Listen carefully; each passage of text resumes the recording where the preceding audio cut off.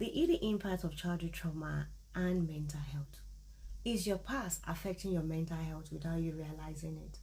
Or perhaps you know that something is not quite right, but you can't really figure it out. Or you might even know that something actually happened in childhood, but you're trying so hard to repress it. Have you ever wondered why you react so strongly in certain situations? Why relationship feels so, difficult to attain? Or why anxiety and self-doubt seems to follow you everywhere you go? What if I tell you the answer might just lie in your childhood experience? Whether you remember it or not, the farther it occurred, it can have negative impact on you. Yes, it can. Hi there. The name is Lola. If my video caught your attention, please kindly check my bio to learn more about my content and what this, platform stand for.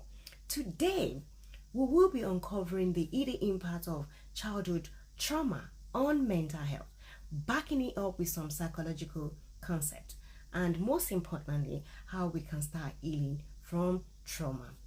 But before we dive in, let's explore the meaning of childhood trauma. Since everybody know a thing or two about childhood trauma, I hear people talk about it quite often. What is childhood trauma? Childhood trauma, is not just about extreme abuse as so many people will think of alone. It can actually comes in different forms. Childhood trauma, is any experience at all that overwhelms a child's ability to cope. It is not just physical abuse alone. It can be things like neglect, emotional invalidation, or even people who grew up in high, pressure environments. And some of us are quite familiar with that.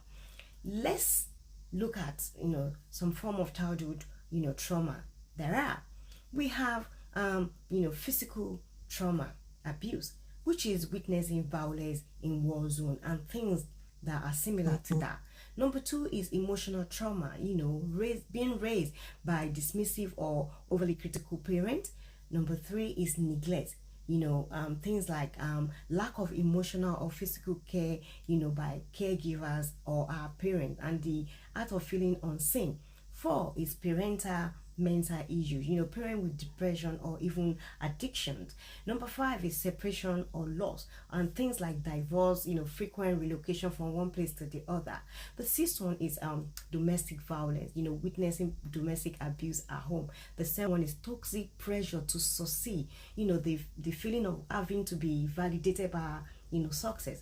Now, most importantly, things to understand is that trauma isn't just about what happened, it's about how we experience it. Because studies have shown that two people can go through the same event and one may develop trauma while the other doesn't. It's all about emotional impact and how our emotional capacity is, as we're not wired, the same. People are wired differently. That being highlighted, now let's look at how childhood trauma can affect, or how childhood trauma affects our mental health. First of all, I think it would be a good idea to be aware that when trauma happens, it rewires the brain, and it can have great significant impact and definitely change how the brain function. How do I mean? All right, let's break it down in a way that it can actually make sense to you guys. Trauma isn't just something you get over when it happens. It does rewire the brain. And here's how. There are some brain cells in our brain that this experience triggers, and they have, impact on them, and it makes them to overreact. Let's look at how, the brain is affected. See, there's something in our brain we call amygdala. We call it the emotional alarm system. Let's think of amygdala as our brain fire alarm. So what it does is it detects dangers and activates, the fight or flight response. But when trauma happens, the amygdala becomes, overreactive, making the person feels, constantly on edge or anxious or even fearful, or even in safe environment where there is no danger based on what they've experienced. And this explains why some trauma survivors, struggle with intense fear, panic or even sudden emotional outbursts, you can't really blame them. There's something actually going on in their brain. The second one is something we call hippocampus. This is our memory organizer. You see, the hippocampus helps our brain to process and store memories properly. But when trauma now occurs, it disrupts its functions, leading it to fragmented or unclear memory, making it hard to recall specific details or the events that occurred. And over time, trauma may even cause physical changes to hippocampus, which can then lead to things like flashbacks, the associations, or difficulty in distinguishing past trauma from the present. That's what it does to the brain when trauma occurs. The third one is something we call prefrontal cortex. This is our rational thinker, right? So this part of the brain helps us with decision making, and it does help with our emotional control, and it's quite very great for our logical thinking. But when trauma happens, it can make the prefrontal cortex less active, leading to poor emotional regulation, impulsive reaction, and difficulty focusing on making decisions. This explains why trauma survivors may struggle with emotional outbursts, poor concentration, or difficult, making decision. This explains why trauma survivors may struggle with emotional outbursts, or difficult, managing stress.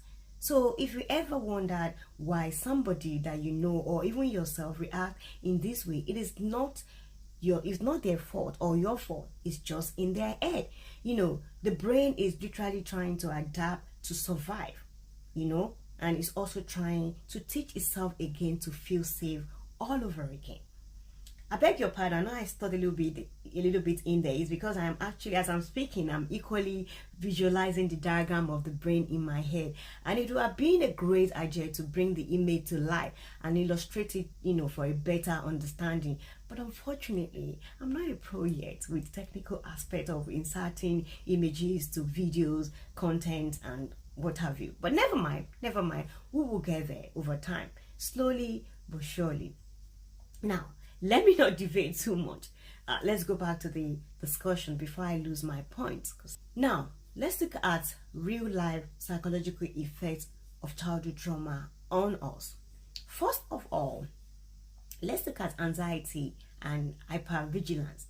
People who are always feeling constantly on edge. This is the impact of childhood experience, what they've witnessed. Another one that is very common is low self-esteem. People who have internalized negative belief about themselves from childhood.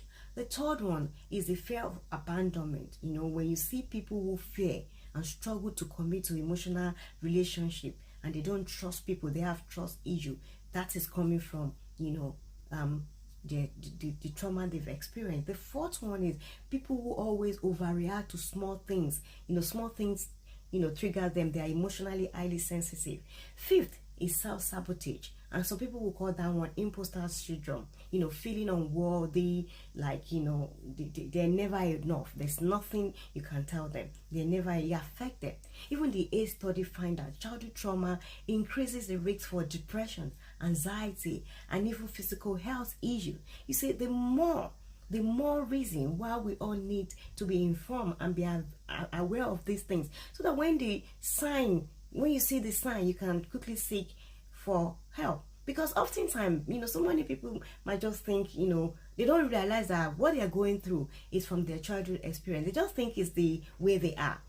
My dear, it is not always the way you are. It is something more deeper, going on in there. And, the better we try to find it, the more it's going to quickly help us.